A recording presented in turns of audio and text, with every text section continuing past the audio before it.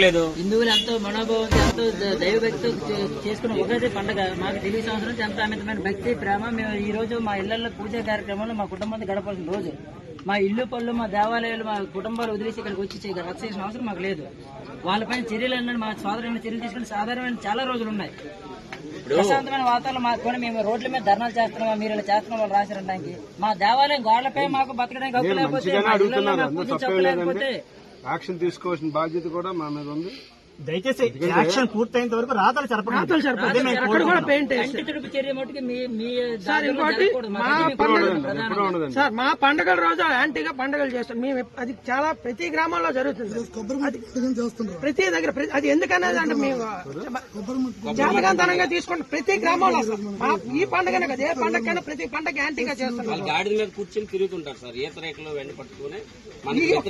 ఈ పండుగ కదా ఏ పండుగైనా ప్రత్యామ్నాయ పండుగ సంక్రాంతి ఏదైనా దివాళీ ప్రతి దానికి అది ప్రత్యామ్నాయం కావాలని చేస్తాం. ఏంటి దాడునాలు